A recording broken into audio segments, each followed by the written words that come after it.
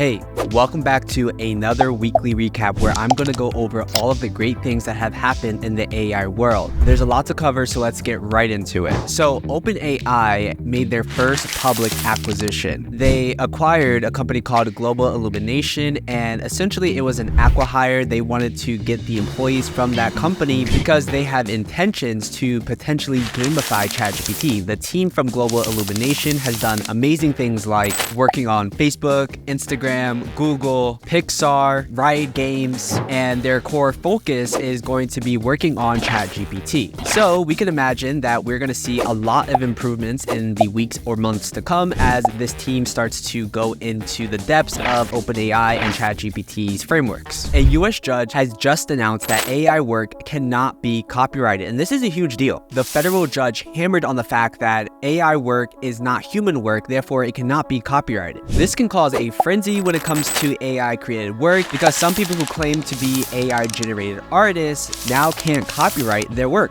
So we'll be paying close attention to this story as it unfolds. I can imagine that a lot of artists who create AI generated work will want to take this up a bit higher when it comes to the copyright laws. Snapchat has just announced that they have intentions to expand their AI feature set. They want to add new generative AI functions to the app, allowing users to create imaginative scenarios in the app. Their latest feature, Dreams, will allow users to upload images and then create new images and new backgrounds from that image. So this new feature accompanies the AI bot that Snapchat released earlier this year, and we can imagine that they'll continue to release new features as the months go on. Midjourney just released a new feature called Varying, which is an in-painting feature. So now what you can do is you can take your Midjourney images and add a new set of images on top of that image. So for example, if you had a picture of a fox and you wanted that fox to have sunglasses, you can then take that picture and add a new prompt and say, hey, I want to add sunglasses on that fox. So you can do in-painting on the image that's already generated. This is a huge feature. We played around with it. Sometimes it's a bit wonky, but the fact that they added this just shows that Midjourney has plans to really improve the product going forward. YouTube has announced that they have plans to launch what they call YouTube's Music AI Incubator. And what they are arguing is that AI allows artists to actually increase their creativity when it comes to making music, and they want to cultivate that. YouTube is partnering with Universal Music Group to make this happen, and we believe that this will be massive as artists continue to create music using AI. And continuing with apps adding AI to their functionality, Brave, the browser, has announced that they have intentions to release their own AI model called Leo. They have the intention to release interactive capabilities like summarizing articles, fetching video transcripts, and also doing follow-up suggestions from AI. The AI chatbot will work directly within Brave, allowing users to have a cohesive experience on the browser. Brave has noted because they are a privacy-focused browser that they will not store any of the data from the chatbot on their servers, and it works independently from any other AI models. Speaking of models, ChatGPT has announced that developers can now fine-tune GPT 3.5 Turbo, and some are saying that it may outperform ChatGPT 4, which is really interesting. Speaking of improvements, 11 Labs has just announced that they have given users the ability to use 11 Labs with 22 more languages, which makes the total languages available to 30.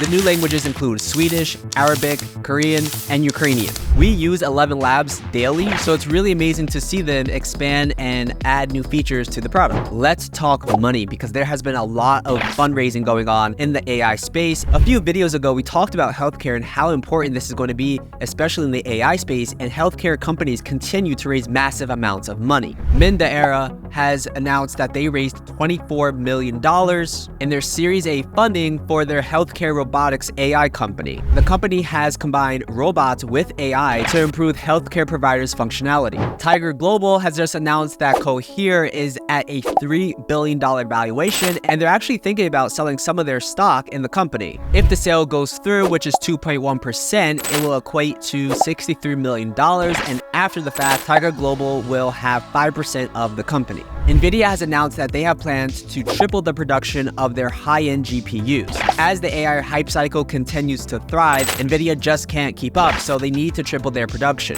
In our last video, we talked about NVIDIA and how their stock price continues to rise, and with this production increase, we believe that it will continue. And to wrap this up, one of our favorite writing tools, Lex, has announced that they just raised $2.75 million to improve the writing functionality that we love. Lex started out as just a part-time project, and it grew into a massive AI writing tool. And to be honest, it's one of my favorites. You should definitely go check it out. Now, speaking of tools, let's talk about the 5 top tools that were added to our AI database this week. We got some good ones here, so let's go right into it. The first one is searching. What it allows you to do is talk to influencers. So talk to people like Grant Cardone, Alex Hormozy, or people like that. You can actually talk to them and ask them questions based on their content. This platform, Searchy, basically uploaded all these influencers' content, and you can have a conversation with them. It's really cool. Number 2, Claudio. Claudio is an AI tool that helps you organize your data and give insights on that data. It follows an atomic research process when it gives you the reports, so you know the data is formatted in a very specific way. Number 3, SEC Insights. This is a really cool tool because what you can do is search for any company in the US and find their SEC filing. So you can actually type it in, search for whatever you're looking for, and it will spit back, okay, how much did this company make in quarter 3? And it's really awesome if you like to study financial documents. And number 4, Object Remover. This tool is really cool because you can upload old photos and it will photo restore them to a higher quality. So if you found a photo from, back in the day and it's all messed up, you can upload this photo and then improve it. And lastly, number 5, Uptech AI. This tool is really cool because what you can do is you can upload an image, remove the background, and then add a new background using AI. So you can imagine that this tool will be good for product images if you're in e-commerce, or if you just want to change the background because it was a cloudy day and you want to add a new sunny day, right? You can do that. So check that tool out. It's completely free and you can just let your mind go wild. That's it for this video. If you like these weekly recaps, be sure to give us a big thumbs up and make sure you hit that subscribe button and go to bestofai.com so you can search over 7,000 AI tools just like the ones I talked about today and find the ones that can improve and help you in your day-to-day workflows. That's it for this video, and I'll see you in the next one. Bye-bye.